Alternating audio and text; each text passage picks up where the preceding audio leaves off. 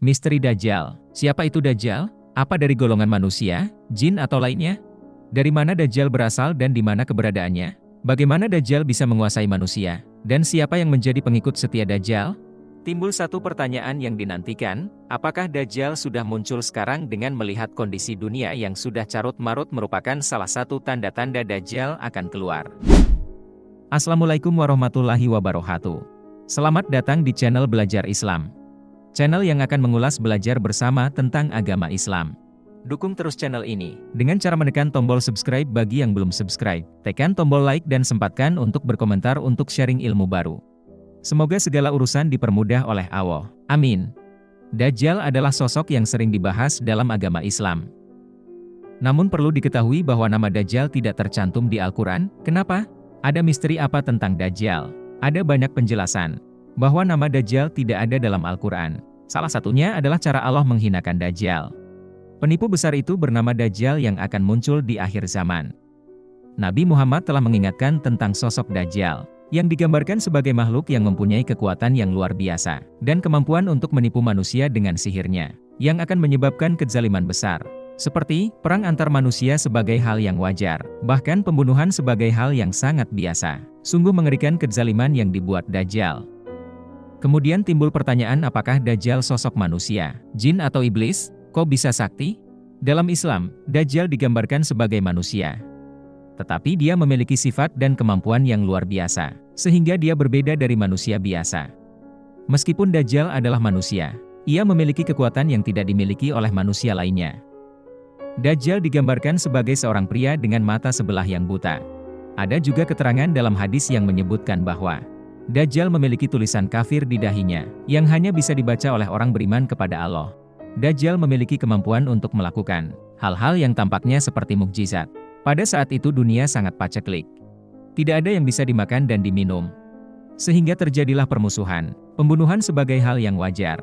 Kemudian Dajjal menampilkan aksinya dengan tipu dayanya yang dianggap sebagai mukjizat, seperti menghidupkan orang mati, membuat tanaman tumbuh subur, dan mengendalikan cuaca. Namun, kekuatan-kekuatan ini sebenarnya adalah bentuk fitnah atau ujian, yang bertujuan untuk menyesatkan orang dari jalan yang tidak benar. Kemudian Dajjal akan mengaku dirinya sebagai Tuhan. Inilah salah satu fitnah terbesar yang dibawa Dajjal, dan menuntut agar orang-orang mau menyembahnya. Dajjal muncul sebagai ujian besar bagi umat manusia, dan kedatangannya menandai salah satu tanda-tanda besar akhir zaman. Dalam beberapa riwayat buku tentang misteri Dajjal, Dajjal lahir dari hubungan seks yang menyimpang oleh orang tuanya, yang dimana orang tua Dajjal tidak mempunyai keturunan, sehingga seks menyimpang dilakukan agar mempunyai keturunan, dengan cara berhubungan badan antar saudara kandung dari ibu Dajjal, sehingga lahirlah manusia yang cacat matanya. Belum diketahui kapan Dajjal lahir, namun ada riwayat beberapa buku yang menjelaskan bahwa Dajjal lahir pada zaman Nabi Musa dan disembunyikan oleh Allah untuk akhir zaman. Hanya Allah yang Maha Tahu. Berikut inilah pengikut setia Dajjal berdasarkan beberapa hadis. 1. Orang-orang Yahudi dari Isfahan. Salah satu kelompok pengikut Dajjal adalah orang-orang Yahudi dari Isfahan, yaitu sebuah kota di Iran. 2. Orang-orang munafik atau orang yang sering melanggar perintah Allah dan berbuat dosa. 3. Orang-orang yang tertarik pada kekayaan dan materialisme.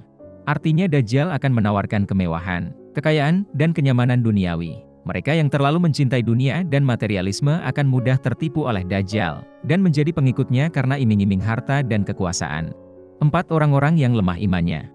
5. Kaum wanita. Beberapa riwayat menyebutkan bahwa kaum wanita akan menjadi pengikut Dajjal dalam jumlah yang besar. Namun, pernyataan ini harus dipahami dalam konteks zaman dan budaya, dan lebih baik dilihat sebagai peringatan terhadap siapa saja yang mudah tertipu oleh dunia dan tidak menjaga keimanan. Secara umum, pengikut Dajjal adalah mereka yang tidak memiliki iman yang kuat, yang tertarik pada hal-hal duniawi, atau yang mudah terperdaya oleh tipu daya dan fitnah yang akan dibawa Dajjal. Lokasi kemunculan Dajjal menurut beberapa riwayat.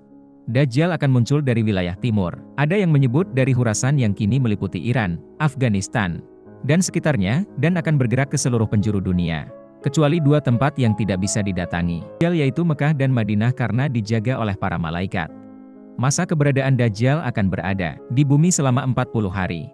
Hari pertama akan terasa seperti setahun. Hari kedua seperti sebulan.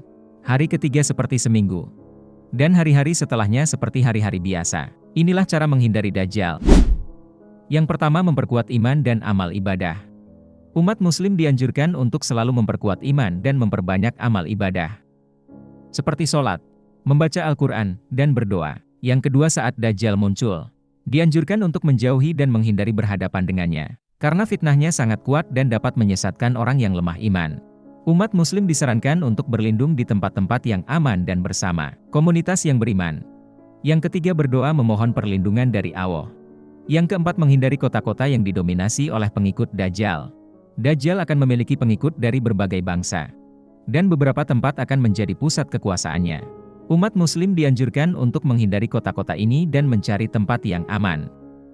Menghadapi Dajjal memerlukan kesiapan spiritual dan keimanan yang kokoh. Oleh karena itu, penting untuk selalu menjaga diri dengan takwa dan menjalankan ajaran Islam secara benar.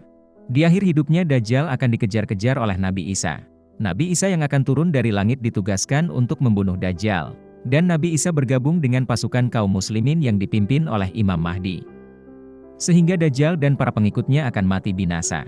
Semoga, jika kita diberi umur panjang dan hidup di akhir zaman pada masa kedatangan Dajjal, kita terhindar dari fitnah Dajjal dan dikuatkan iman, tidak mementingkan duniawi, karena makanan umat muslim pada saat itu hanyalah zikir dan bertasbih.